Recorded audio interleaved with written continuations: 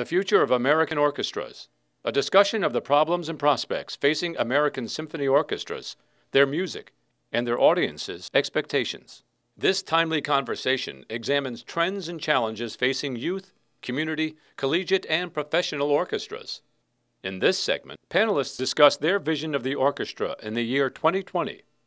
I run the San Diego Youth Symphony, and so we're working with young musicians, most of whom will not go on to be professional musicians, and a very small percentage who do go on to conservatory and choose to pursue music as a career.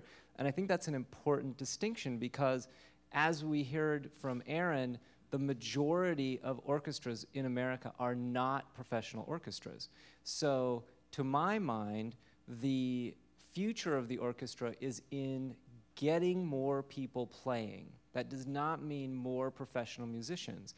And the more people play, the more their families will attend, the more the orchestra, in whatever form it's structured, will have relationships in their community and serve the community. It'll become a place where the community comes together.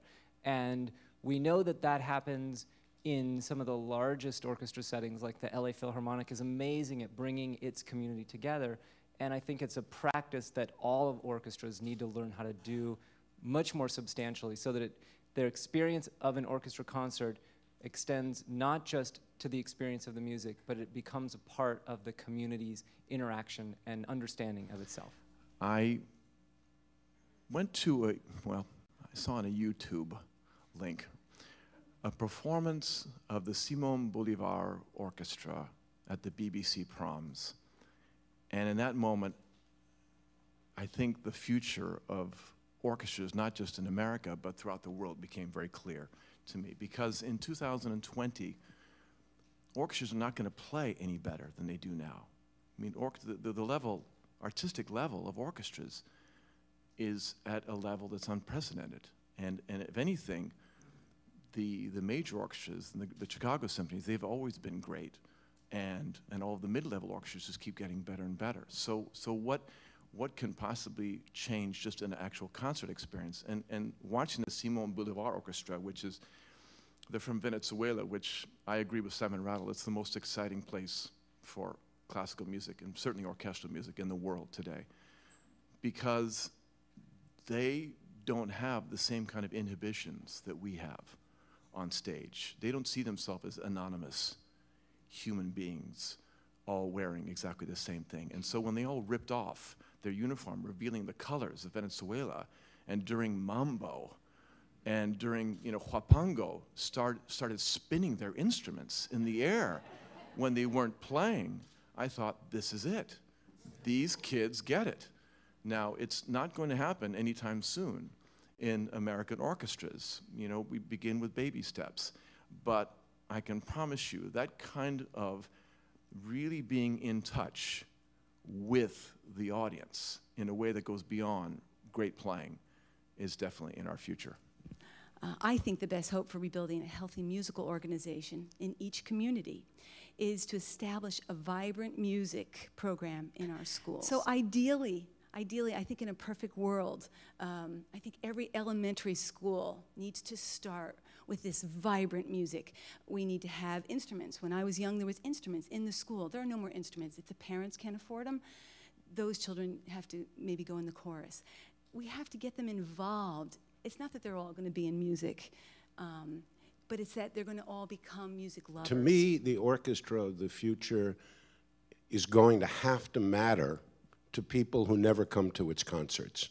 It's going to have to matter in the community, in not just as an ensemble of 70 or 80 or 100 musicians on the stage, but as musician citizens and as an institutional citizen of the community. And you said something actually triggered one example, a concrete example, which to me is almost ideal. The Walla Walla Symphony in Washington, a city of 25,000, with kind of two economic tiers. There's an upper middle class and wealthier segment, and then there's a lot of poverty around it.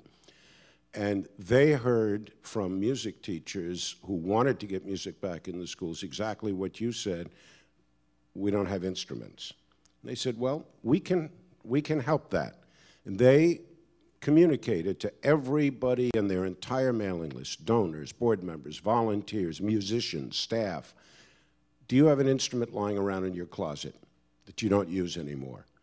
Contribute it to us, we'll give it to a child. And they give it to the child for a year. At the end of the year, the child shows that they've used it, shows that it's in good condition, and they get it back again. And they will keep it through high school. The program's only 3 or 4 years old, so they haven't figured out what they're going to do at the end of high school, whether they'll give it to the child or start again. They collected 250 instruments. Now, 250, I think, is 1% of 25,000.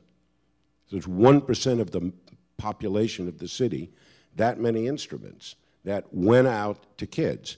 There's an orchestra that figured out a way to matter to a community without playing a note in that program, but using its resources. And to me, that's what we have to start seeing more and more of, orchestras really connecting in every conceivable way as community resources. There is an envisioned future, what we would like to see happen, and then there's also something that we think probably will happen given the momentum. And the issues include these 4.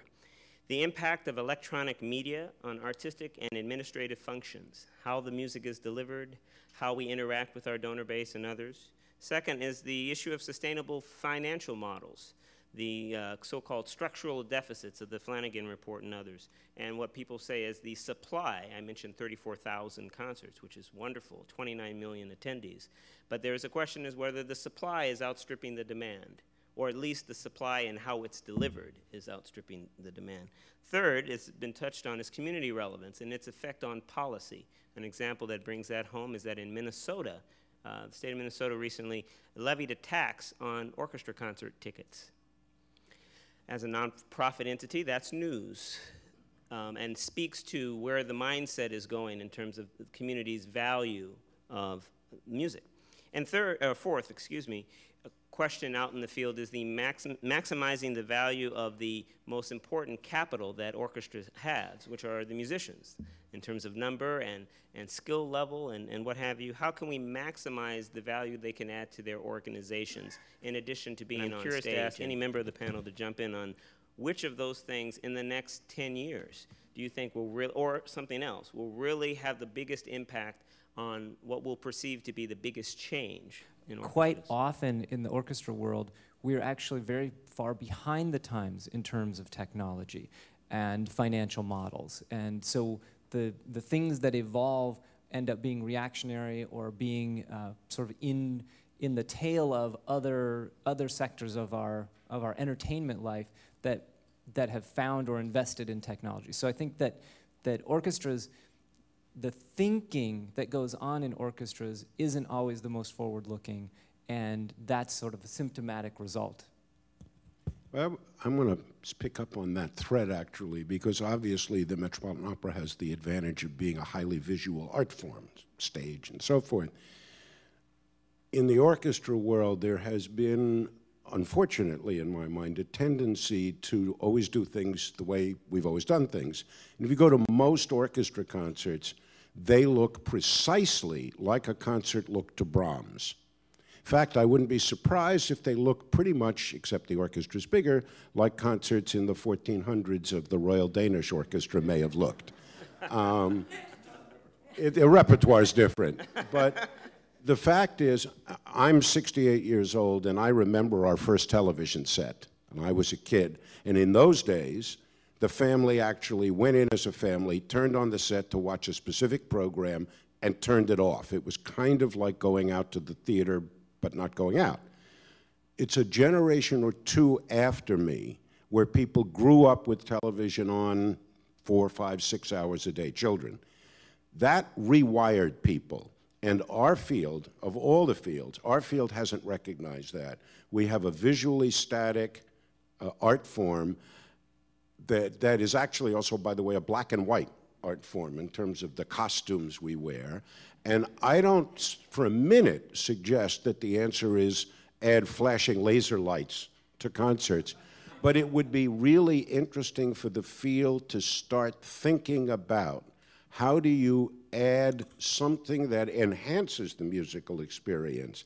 Even something simple like, what about different colored lights for different pieces of music. A musically sensitive lighting designer who says, you know, that piece or that movement is orange. And I don't want to start seeing it like change distracting, but some visual element. And very quickly, the last thing I saw, an organ concerto played in a small orchestra in Indiana, and it's the small orchestras, by the way, that tend to have the courage to experiment. The big ones are terrified to change anything from their 200-year-old tradition. They had an organ concerto in the first half of a concert. They had a screen behind the orchestra and a camera, a fixed camera, so it wasn't distracting with angle changes. And the whole audience saw the organist and saw not only the organist's hands, but the organist's pedal work. And that's all people could talk about at intermission was, I had no idea that the footwork that goes into playing an organ concerto. It was a brilliant use of technology. It enhanced, not distracted from the concert experience. And I think more and more of that kind of thinking is going to go into orchestras. And here I am now, a conductor. I'm going to speak to you on financial models. But I think that all of these things that we are discussing, actually, they're all concentric circles. Everything interacts. And you know, it's fascinating to me how often I hear the story of when you take a cab at the Cleveland airport and you come into town and you ask that cabbie what to do and what are the things to do. Frequently that cabbie says, well, you know, we got the best orchestra in the world, right? And you know that this taxi driver has probably never been to a Cleveland Orchestra concert. Now, why would he say that? And if he says that, that probably speaks to a model that's so inclusive and so, you know, it's not just reaching out, but reaching in, and so that people would necessarily want to participate in all the activities of that orchestra, including giving generously to the ensemble, so that, you know, we keep hearing when we go into, you know, Cleveland, yeah, you got to come hear this orchestra. So I think if each town creates that kind of pride, and certainly that would have to happen, be the case in Walla Walla, you know, even though these people probably are not coming to concerts, it would certainly, you know, engender and actually want them to give money to that organization. If you can join me in a round of applause for each member of our panel. David Cizak, Dalu, Edward, Janet, Henry.